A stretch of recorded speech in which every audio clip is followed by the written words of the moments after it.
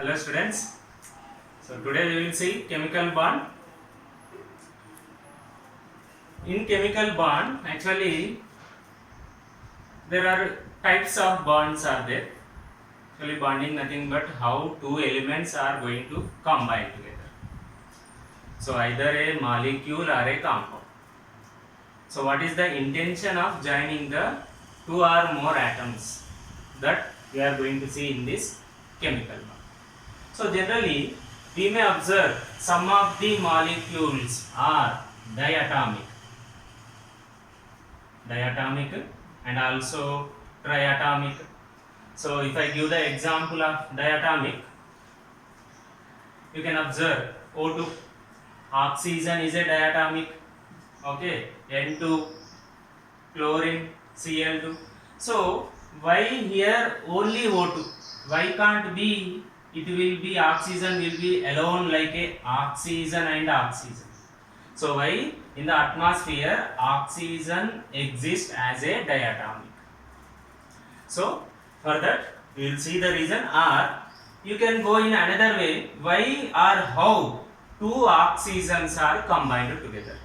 What is making them to combine together? Something energy, something bond is there. So that bond we call it as chemical. So this intention of joining as a molecule or as a compound, like if you take HCl is a compound, in this hydrogen is joined with chlorine. Hydrogen is joined with chlorine. So why hydrogen is joining with chlorine? Why here a substance is formed? So that all about chemical bonding. So we have two types. We have two types of bondings. So one is called as ionic bond, and one more is covalent bond, coordinate covalent bond. So here I want to discuss mainly valency bond theory and also hybridization. Valency bond and hybrid. But before going to this PBT and hybridization, once we will see the ionic, what is ionic and what is covalent very fastly, quickly. So first of all, ionic. So what is ionic bond? When any individual atoms, if they want to get into the octet state, what they do? Some atoms may lose the electron, some may gain the electron, so that they are going to form either anion or a cation. Assume here element A is there, okay, it is a cation, and somewhere there is another element B is there which is gaining the electron. So by this they got one charge, okay. So here it is also called ionic bond or electrovalent bond means. So in their valency, by gaining or by losing, they got some charge.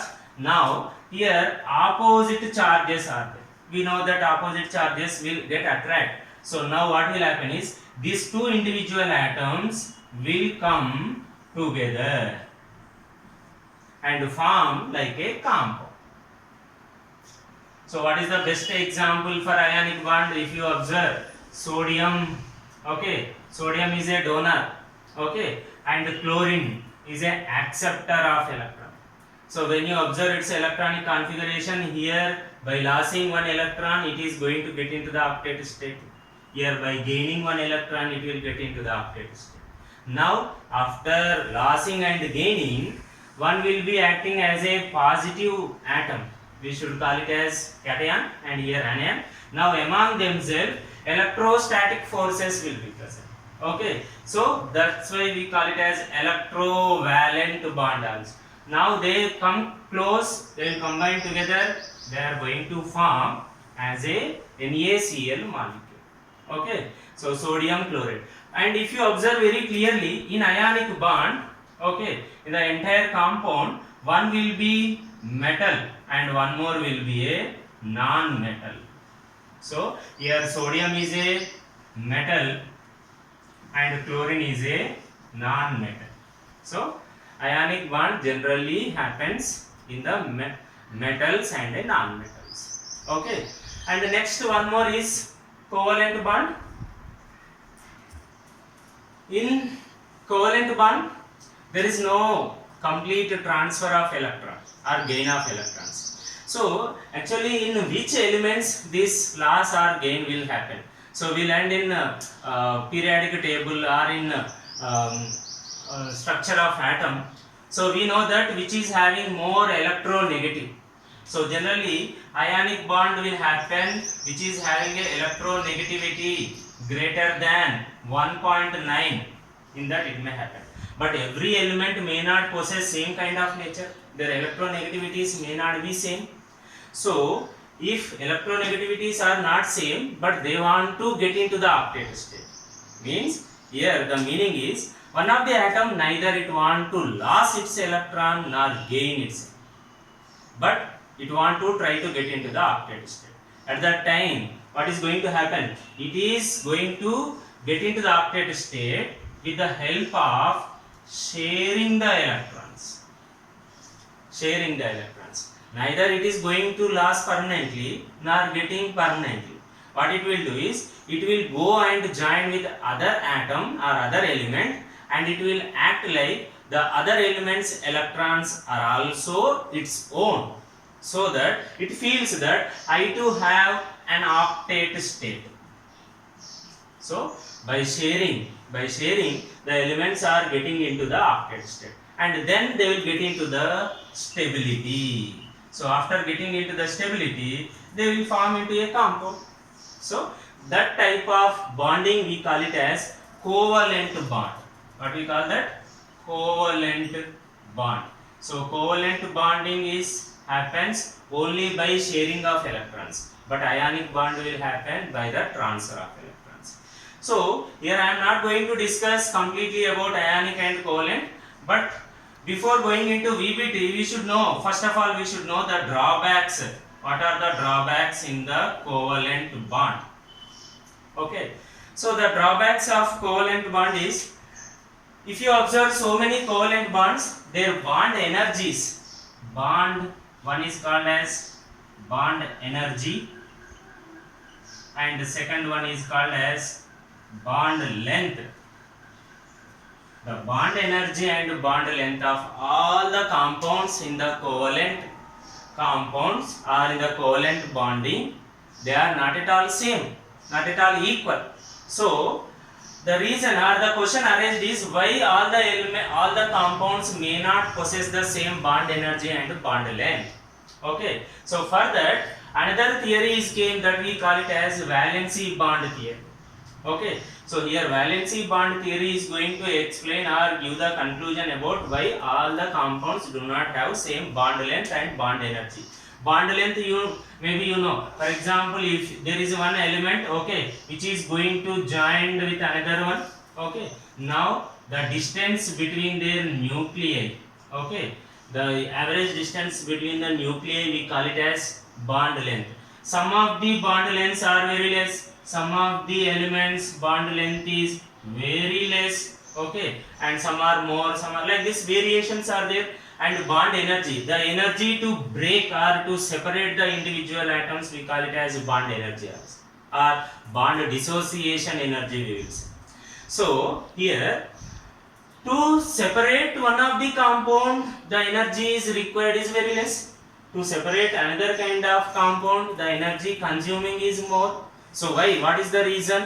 Why here the energy should be supplied more, here it is less, here length is more, here length is less. So for that we have a solution that is given by valency bond theory. So we will see what is valency bond theory. So in valency bond theory, it is just explained by the maximum overlapping. So if you observe, greater the extent of overlapping, stronger will be the bond. Means the meaning is, if one of the outermost orbital pierced or entered into the another atom's outermost orbital, how much maximum extent it is going to enter, then the bond will be more further. Okay, and also as the extension of overlapping is more, their bond length also very less it will. So when the bond length is very less, one of the atom's nucleus is going to attract other electrons towards itself, and this nucleus is also attracting its own electrons and also the neighbor electrons towards itself. Then what will happen? There will be a strong bond will be formed. Okay, even though if you are supplying huge amount of energy to separate them, so here the energy should be required more to separate them. So that's why VBT will say how much overlapping is going to happen among the atoms. Okay, more and more will be the bond. So in this overlapping, generally we will observe the outermost orbitals may be either s orbital. So another atoms also may be a s orbital. So overlapping will be among s and s. Sometimes one of the atoms s orbital is going to overlap with p. Okay, and also sometimes you may observe one of the p orbital is going to overlap with another p orbital. So this overlapping we will observe through the hybridization. So we will see hybridization, types of hybridizations. In that, one is S and S overlap, SP overlap, PP overlap. Okay. So in types of overlapping, first one we will see SS overlapping. So just now I said there is a diatomic molecule that we call it as hydrogen. So hydrogen, while writing you may write like this, hydrogen, but the symbol you will mention as H2. Here the meaning is two hydrogens are combined together. Why two hydrogens are combined? What is the reason? So the reason is to get into the stability, to get into the octet. So nearest octet is like helium. Helium is a stable element. So here what is going to happen is one of the hydrogen, this is a hydrogen atom. Okay, here there is a nucleus, and hydrogen, we know hydrogen atomic number is 1. Hydrogen atomic number is 1. So there is only one electron is there, it is trying to get one more electron so that it can become into a helium configuration. So what it will do, there is one more hydrogen which is having one more electron here, which is having a electron. So now here this is called s orbital, here also s orbital. So both will come together and they will join together. Okay, so one more s of hydrogen will combine together and they are going to form. So now here the overlapping is happened along the nucleus. For example, if you join the nucleus, okay, along the x-axis, or if you draw a dotted line, they are joined along the internuclear axis. So when they formed internuclear axis, the bond energy will be more.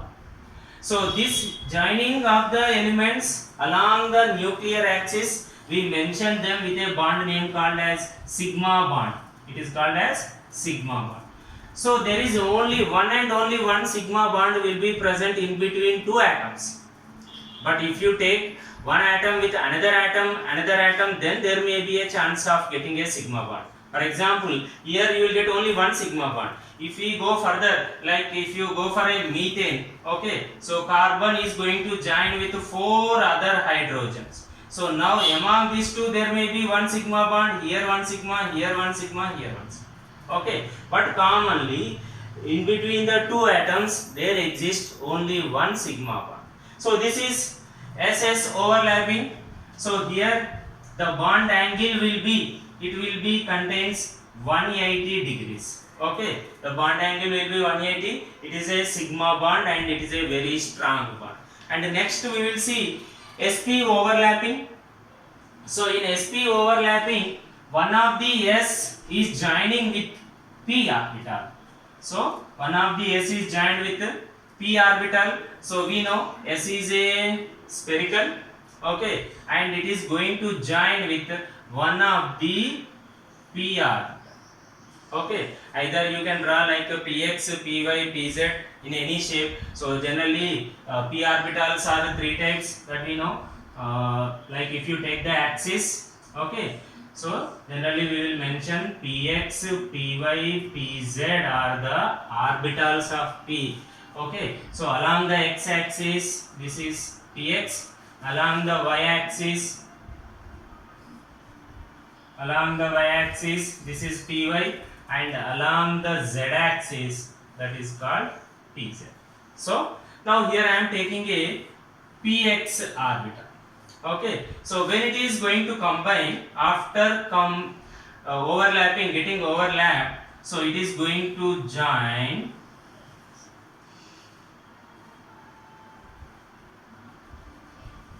so here it is also going to form a sigma bond. Here also it is a sigma bond because it is internuclear axis, and this sigma bond we mention like sigma sp bond. So in the previous SS overlap we will mention a sigma bond that is happened among the both s and s orbitals.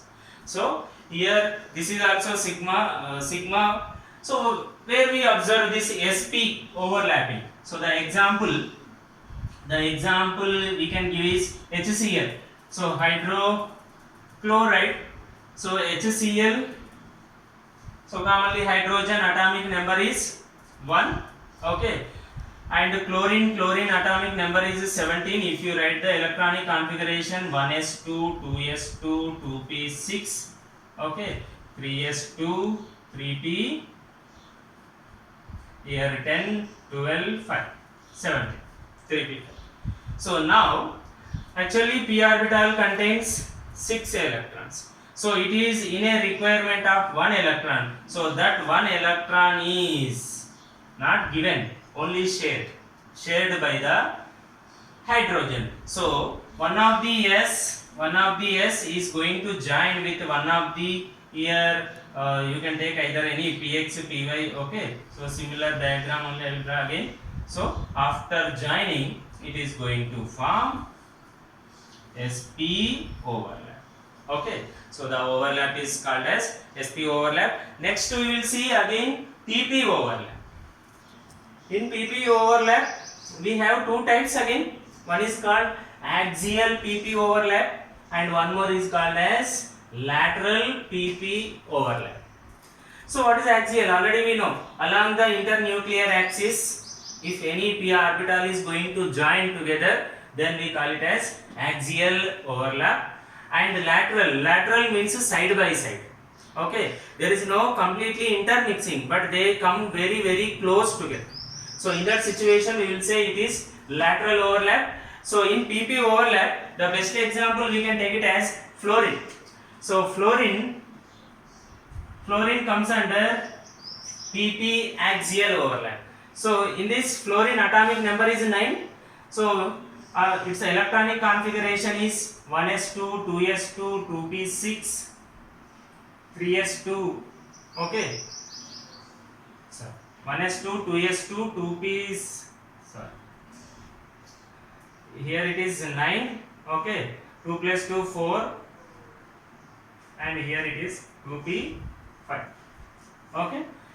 So one of the p is going to join with one more p of the fluorine. So one fluorine atom is going to join with one more fluorine atom. So after combining together, the shape will be so along the nuclear axis. Okay. So this kind of overlapping we call it as pp overlap, the two axial. Okay. So in the axial it is going to combine side by side. Okay. Complete intermixing of orbital will be present, and here we will mention here also there is a sigma bond.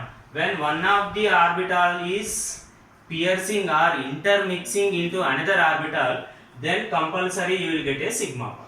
And this bond we will mention as here it is a p orbital, here also a p orbital, so we will mention p hyphen p. Okay, so this is in axial. In lateral you may observe like a side by side. For example, if you take oxygen, okay, so the example for lateral is oxygen and also nitrogen. So in nitrogen and in oxygen you may observe the lateral, one of the p orbital will come side of the another p orbital. So we will see that structure also. So in the oxygen atomic number is 8. So here 1s2, 2s2, 2p4 and its electronic configuration. And if you see in the dot structure, so there are 2 unpaired electrons are present. Okay, so these 2 unpaired electrons, they will come close together and there is a bond is going to be formed. So generally here 2px, okay, so this is x and this is y and there is a z. So already in x there is a 2 electrons, means with one more it is going to share. Okay, so I will show you this. This is x and here also. So we have one unpaired in p and one unpaired in z. So py, pz.